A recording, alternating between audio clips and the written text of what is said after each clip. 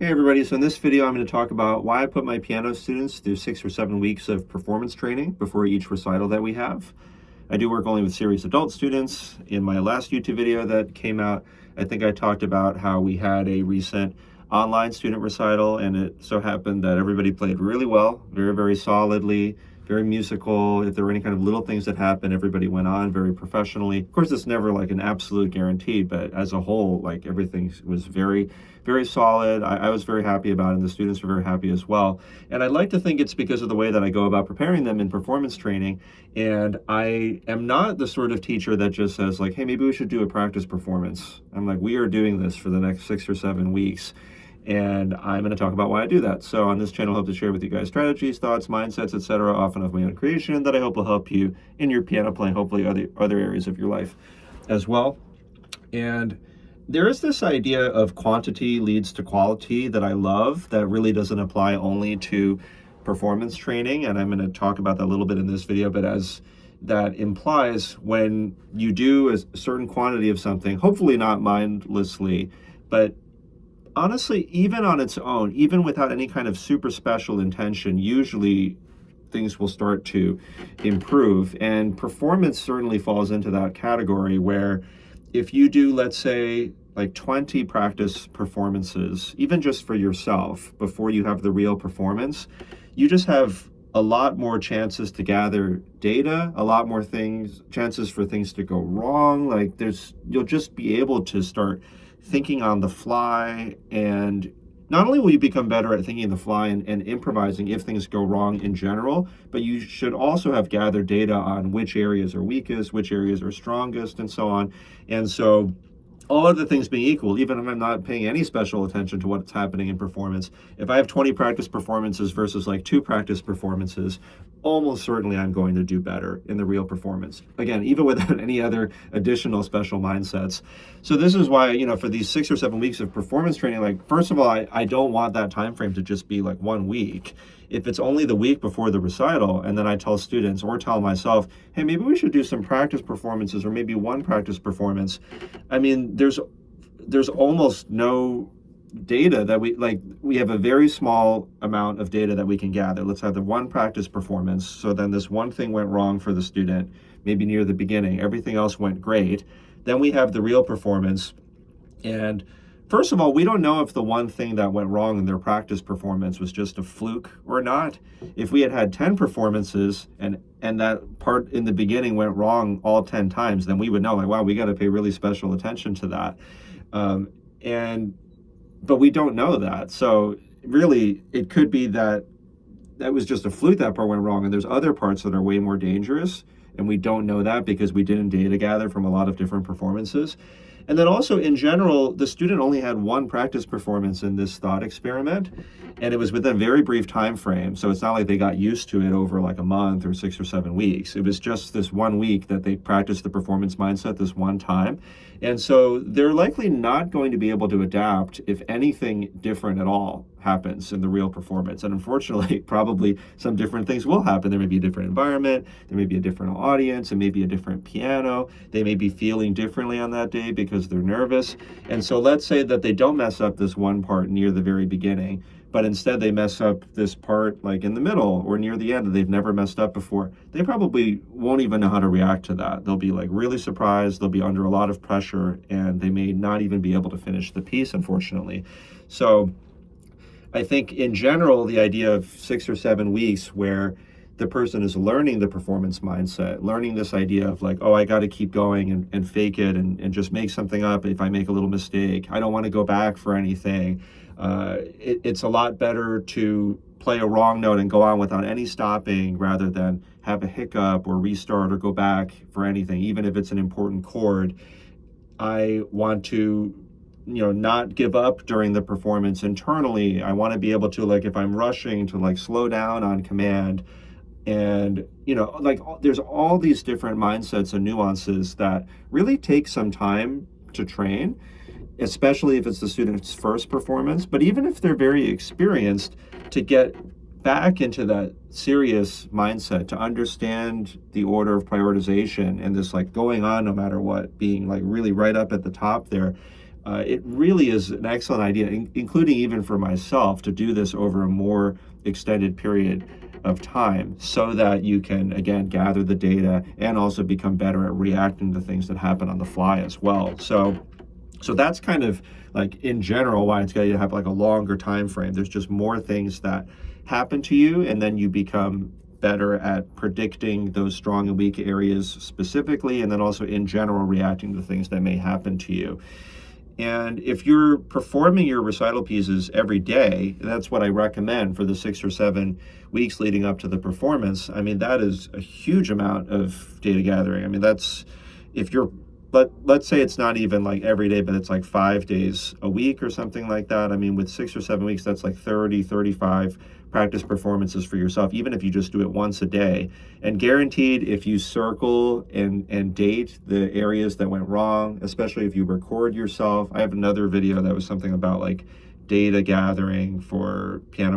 I don't remember the title, to be honest, but it was just something about like circling and dating like recordings of yourself. When you go back over them, you will find that there are certain areas that really start to cluster together, that there are parts that you mess up like almost every single time. And so that obviously when you go back to regular practice, you should work very specifically on those areas. So so again, I think the two main themes that are coming up in the moment here are this knowing like where are your strongest and weakest areas through actual data gathering through many performances, and you can actually literally circle and date those areas if you want to.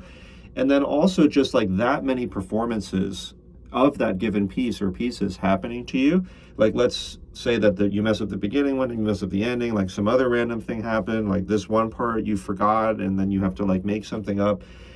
You will become good at just adapting to new situations as they arise. So if during the recital something happens that has never happened to you before, you will likely be mentally and emotionally prepared. Like in general, like if anything is happening, you're just kind of expecting the unexpected, like sort of mentality, where it's like, okay, I realize in the moment I'm messing up this thing where I've never had a memory slip, or I've never missed a note here, but no big deal. I mean, I've seen it all basically. I've had all these different sorts of things happen to me, so then I'm able to recover.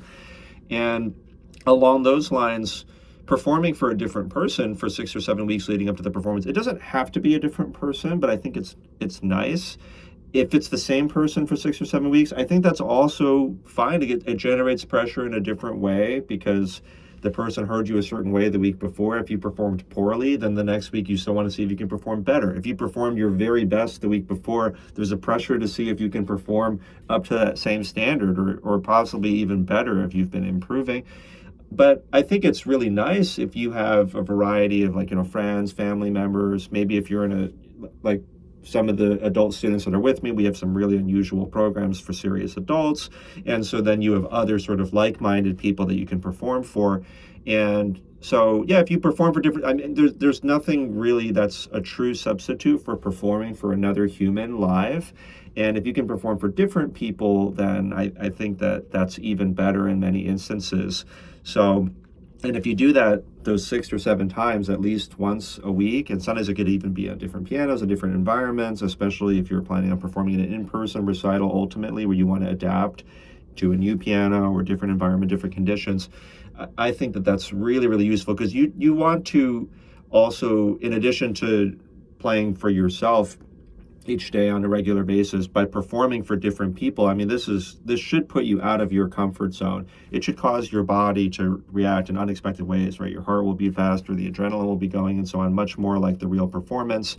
And it probably will reveal new weak points in your playing. So it is one of the best ways to generate difficult conditions for yourself. I mean, in one of my YouTube videos, if you search David Chang, how to perform for anyone, anywhere, anytime, I go into much more detail about different performance practice conditions that you can create, such as, playing with cold hands, or playing when you're sweating, or playing in the middle of the night, or that sort of thing.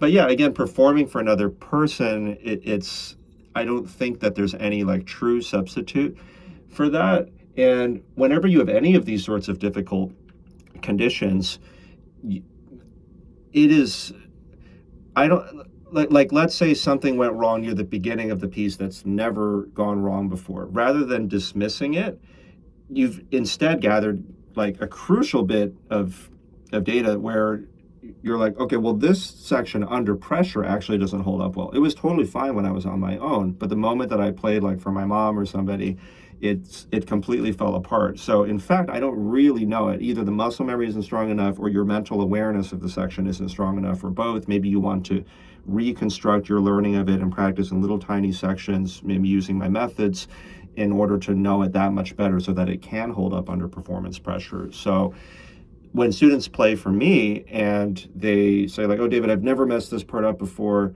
but I'm only messing up in front of you. I'm like, great.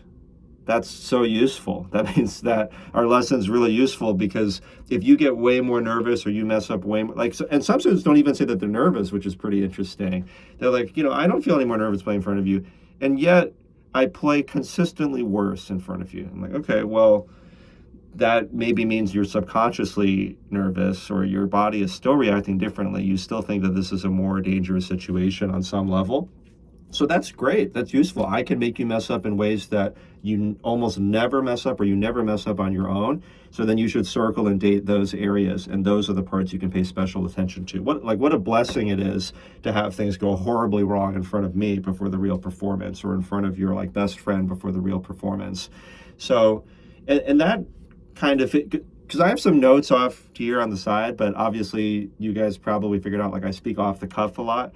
I think in the moment, like it's useful for me to still make connections between all these different things, and I think that's one of the big things. Like if things go wrong, like we actually have a really positive mindset about that. Like the more times that you mess up, like really the better before the real performance, because really the worst thing that could happen in my mind, or one of the worst things, is that you do all these practice performances. All the practice performances are perfect. Nothing ever goes wrong.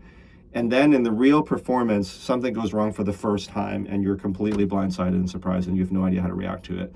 That's actually a shame. You just wouldn't have the experience to know how to deal with it. But when somebody plays in a studio class for me, when they play for me in a private lesson or some other context, when they play for their friend and they totally mess everything up, like how that's so useful. Like that's such a great thing to know that section actually is not solid before the real performance comes up. And then to be honest, there's never any true guarantee, of course, in performance, whether it's piano performance or it's like an Olympic athletic event, that things will definitely go right. I mean, that's part of the exciting and scary and beautiful thing about performance. But we just try to greatly increase the chances that something good will happen and decrease the chances that we'll just have no idea how to react to it. And part of knowing how to react to things that come up in performance is just messing up a little bit and messing up like horribly during this performance training, because all of that is food for you getting stronger as a performer in general.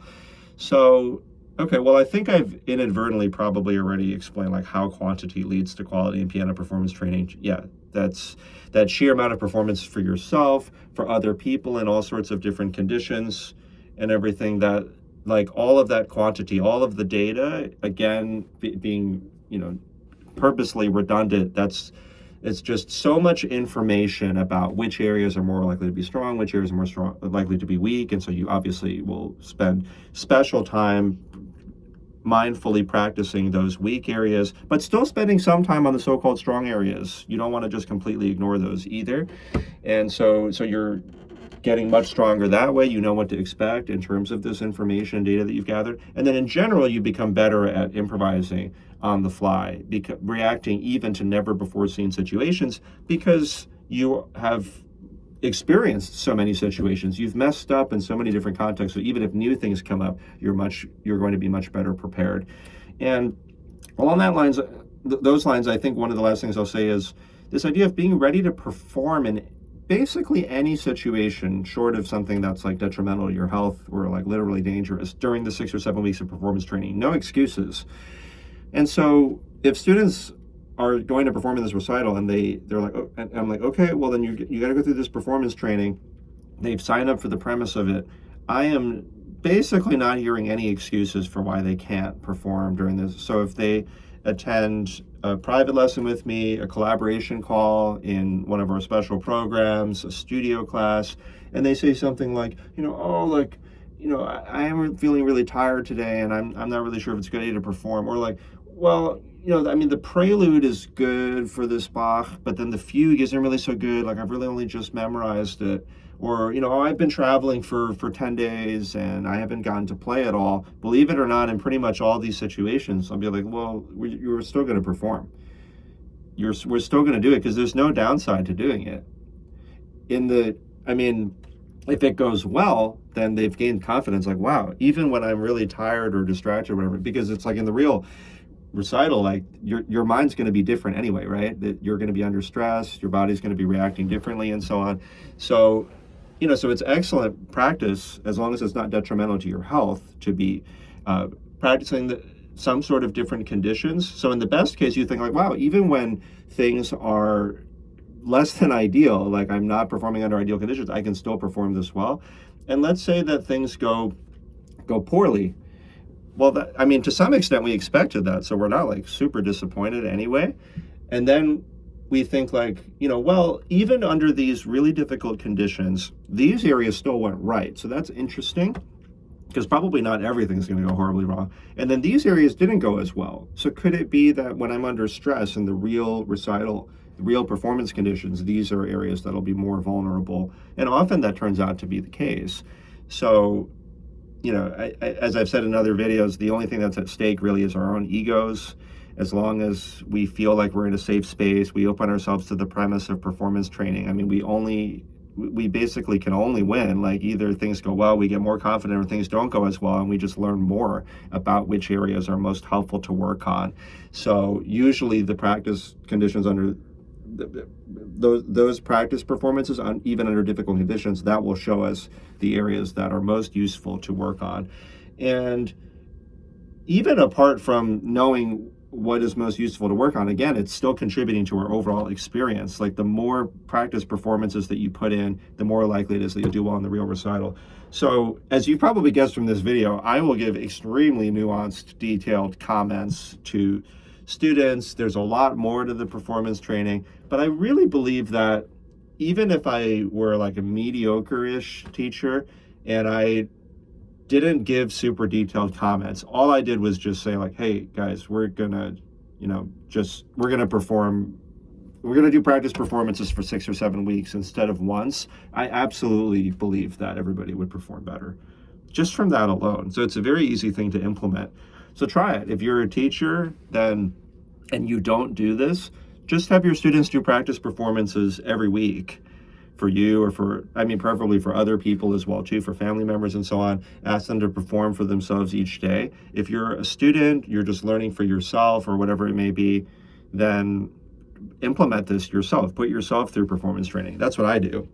Nobody's monitoring me, but I put myself through, of course. The reason I put my students through this training is because it's the training that I put myself through typically every time that I have a performance. So anyway, I hope you found this helpful. I will quickly list off other relevant videos. If you want to search along performance lines, you can search my name, David Chang, on Google or YouTube or whatever it may be. David Chang, how to perform for anyone, anywhere, anytime. What to think to yourself before performing piano, fake through mistakes and always keep going, simulating errors to keep going no matter what in piano performance, how to stop rushing, add dynamics and more on command during piano performance. Don't stop when performing or practicing performing piano. No, really. And I think that there's other ones as well, but those are just some that come to mind. So if you want to, like the way that these videos are set up, it basically is a course that is modular, and it's in whatever order is most helpful to the given person. So, but they are very detailed videos, as you've probably seen. So anyway, if you found this helpful, please like, subscribe, let other people know about the channel. Let me know if you have questions, and looking forward to the next one.